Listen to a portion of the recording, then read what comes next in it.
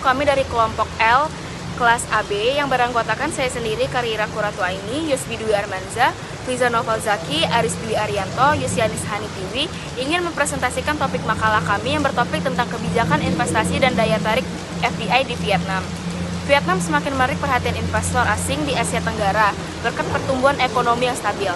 Kebijakan pro-investasi serta integrasi yang kuat dalam perdagangan global pada 2023, arus investasi asing langsung atau FDI di Vietnam mencapai 18,5 miliar dolar, mengalami peningkatan dari 17,9 miliar dolar pada tahun 2022. Faktor utama yang mendorong peningkatan ini meliputi kebijakan insentif pajak, kemudahan perizinan usaha, serta perkembangan infrastruktur yang pesat. Vietnam telah menandatangani berbagai perjanjian perdagangan bebas atau FTA seperti Comprehensive and Progressive Agreement for Trans-Pacific Partnership atau CPTPP dan EU-Vietnam Free Trade Agreement atau EVFTA yang mengurangi hambatan tarif dan meningkatkan daya saingnya dalam rantai pasok global. Selain itu, investasi di sektor teknologi tinggi dan kendaraan listrik semakin berkembang, dengan perusahaan besar seperti Samsung menambahkan modal hingga 18 miliar dolar di negara ini. Makalah ini bertujuan untuk menganalisis faktor-faktor utama yang mempengaruhi investasi asing di Vietnam, termasuk kebijakan ekonomi, stabilitas politik, tenaga kerja. Teori internasional produk lifestyle. Definisi. Teori ini menyatakan bahwa perusahaan memulai dengan mengekspor produk dan kemudian melakukan penanaman modal asing langsung saat produk tersebut bergerak melalui siklus hidupnya.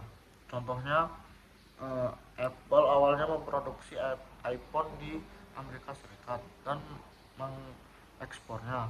Seiring meningkatnya permintaan, Apple mulai melakukan FDI dengan membangun pabrik di Cina untuk mengurangi biaya produksi. Selanjutnya, ketidaksempurnaan pasar, internasionalisasi. Definisi teori ini menyatakan bahwa ketika ketidaksempurnaan pasar membuat suatu transaksi menjadi tidak efisien, perusahaan akan melakukan penanaman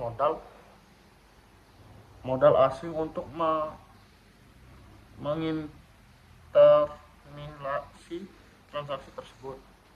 Contohnya, Google menghadapi hambatan regulasi dan persaingan di beberapa negara, sehingga mereka memilih untuk berinvestasi langsung dengan membuka kantor cabang dan pusat penelitian.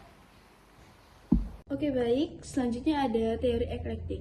Teori eklektik ini sering digunakan dalam menjelaskan mengapa perusahaan melakukan investasi langsung di luar negeri atau FDI.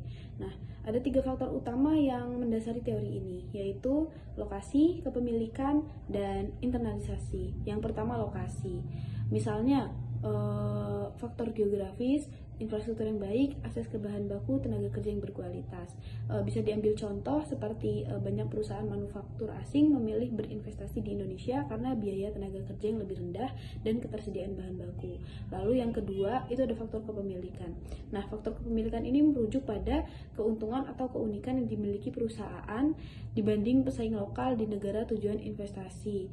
Contohnya seperti Apple memiliki keunggulan dalam desain dan inovasi produk yang membuat mereka tetap unggul di pasar global. Lalu yang terakhir ada internalisasi. Nah, internalisasi ini berkaitan dengan bagaimana perusahaan mengelola operasionalnya agar lebih efisien. Jika suatu perusahaan merasa bahwa mengelola sendiri aktivitas bisnisnya di luar negeri itu lebih menguntungkan daripada bekerja sama dengan pihak lokal. Begitu. Jadi kesimpulannya adalah jika ketiga faktor ini terpenuhi, maka investasi di suatu tempat dianggap menguntungkan. Begitu. Vietnam dalam kebijakan ekonomi dan juga perdagangan internasionalnya sejauh ini telah menyepakati sebanyak 17 kesepakatan di pasar bebas, termasuk dengan negara-negara di Uni Eropa mengenai kendaraan listrik. Banyaknya kesepakatan tersebut membuat Vietnam menghilangkan hambatan tarif bagi para calon investor yang akan masuk. Kemudian Vietnam juga memberikan insentif pajak yang hanya 10% pajak dikenakan bagi teknologi tinggi yang akan masuk. Hal inilah yang pada akhirnya menguatkan kontribusi FDI di negara Vietnam saat ini. Kemudian dari segi birokrasi, Vietnam menerapkan one-stop service yang dimana mereka menyederhanakan birokrasi perizinan hanya 15 hari saja.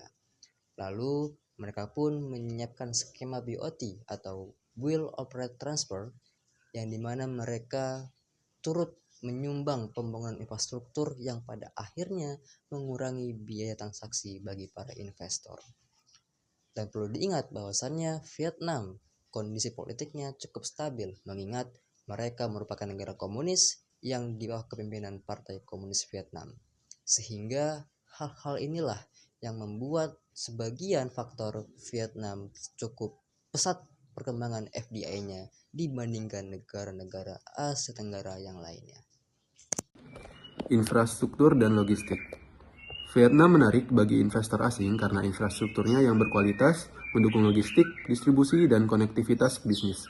Investasi besar dalam transportasi seperti jalan tol North-South Expressway dan pelabuhan utama seperti Chai Map T5 meningkatkan efisiensi rantai pasok global. Selain itu, Vietnam juga unggul dalam infrastruktur digital dengan pengembangan jaringan telekomunikasi dan dukungan Industri 4.0, perjanjian perdagangan bebas FTA, semakin memperkuat daya tarik investasi asing di negara ini. Selanjutnya, sumber daya manusia dan produktivitas. SDM dan produktivitas memainkan peran penting dalam menarik investasi asing di Vietnam. Melalui program pelatihan vokasi yang bekerja sama dengan perusahaan multinasional, lebih dari 200 politeknik telah mencetak tenaga kerja terampil di sektor teknologi tinggi. Produktivitas tenaga kerja yang tumbuh 6,5% per tahun semakin memperkuat daya saing Vietnam. Di sektor kendaraan listrik, VinFast melatih insinyur dan teknisi lokal mendukung ekspor 50.000 unit EV ke AS atau Amerika Serikat dan Eropa pada 2023. Integrasi pendidikan vokasi dengan industri menjadi faktor utama dalam meningkatkan daya tarik FDI di Vietnam.